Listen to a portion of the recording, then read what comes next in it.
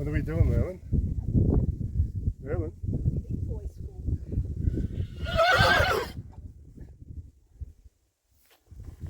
Oh, it's another horse.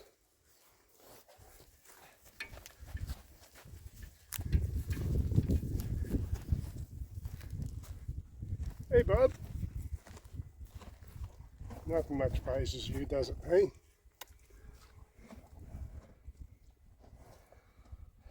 So here we are for the Bill Willoughby Horsemanship class, whatever. Our first weekend away with the horses. Yeah. It's going to be a scorcher this weekend too, and we're sleeping in Swags. That's where we're sleeping. That's where we're cooling off. Horses are going to be over in that yard over there, but at the moment they're just making the most of what they've got here. And it was a whole 20 kilometres that we travelled to get here. A bit more than that. It's Maybe 30.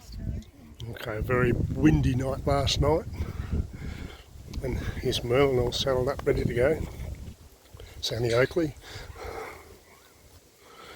and as usual Merlin's feeding his face. Bobby, here's Bobby,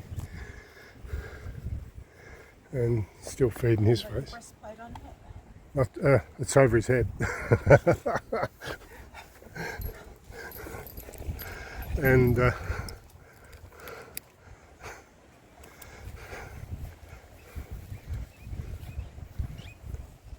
so we did our riding session yesterday.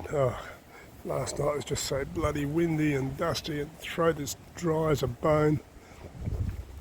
But we got a full-on day. I managed to find reverse gear with Bobby yesterday, which was good.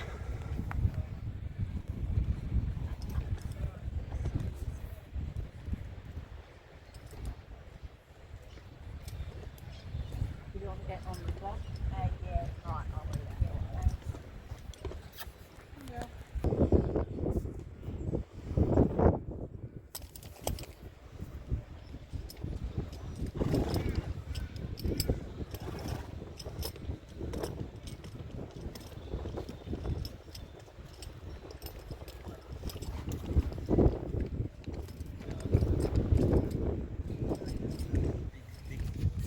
Bits with an ugly joint in the middle of them. I like a very small joint in the middle, particularly until them horses are 5 or 6 year old. And the reason for that is you see it a lot with people in the English disciplines. They'll put a big thick bit that you can buy in saddle well in a 3-year-old's mouth, and then because the joint's real thick, okay, when horses are young, their palate is real low, it's lower than their teeth. So there's no room between their palate and their tongue. So if you put a real thick bit in there, guess what it's put? It's annoying the palate of their mouth. He's 8-year-old, he'd be 8-year-old now. You know, if you opened up the mouth of one of these 12 or 14-year-old horses, you'll find that the roof of their mouth is up like that. So you can put the garden gate in there and that's why in those rein cow horse things and those guys put a big thick bit in his mouth so it doesn't hurt him, but in fact it is hurting him, even if you don't pull him. The corners of the mouth doesn't matter that much if it's thick or thin, but in the middle it really matters. So you can't close your mouth.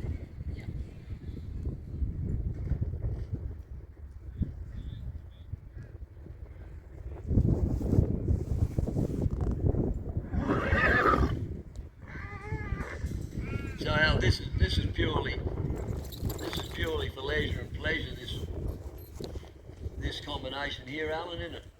You don't intend to all this stuff I'm talking about, mate. Just talk about it amongst yourself. Put together what pieces of it are going to work.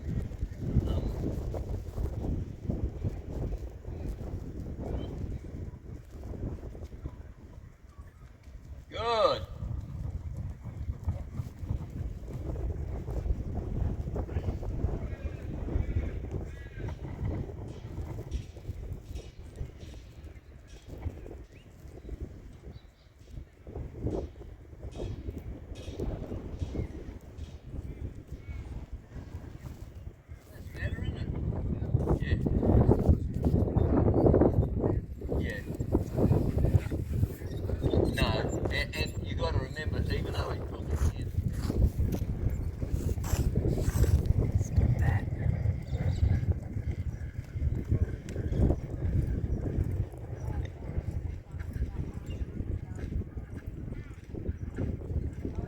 attitude that I talked about earlier on today. And if you're getting that, well, you might break them working to the right like that, and then you might do the same exercise to the left after a while. Like I just let this mare's nowhere near knocked up or worn out or I'm more out of breath than she is because I'm trying to talk and ride. But you just let them catch a little bit of air, and that's another thing that helps create that can do, not have to attitude. Even if horses are really fit, you know, they might be breathing deep, but actually, because how many of you are silly enough to try jogging or running? Those flower leaf patterns I'm doing, I can tighten that up half as much again as that on her if I want to without speeding her up.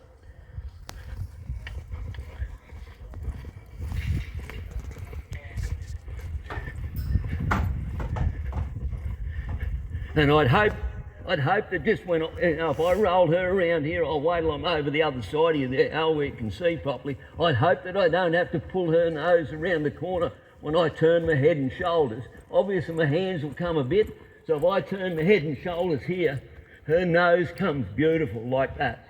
Good girl. So I turn my head and shoulders here, she'll just come with those front feet. You know, so this time I'm going to be, because I'm going to the left, I'm going to leave you under the right stirrup, or leave my centre, my imaginary mark or a mark that I've put there, I want to leave it under that right stirrup. Turn my head and shoulders.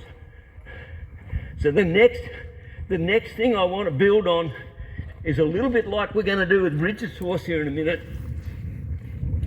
For the cow chasing thing, the next thing I'm going to build on with this exercise, and I get it happening, is I'm going to get these horses to where, and you've got to have a bit going on so they can cope with this, but I'm going to get to them where I roll this around and I speed up, really pour the pace on, and then when I sit down, take the pace off, turn my head and shoulders, and then speed up again. This is the sort of stuff I'm going to have to do chasing a beast.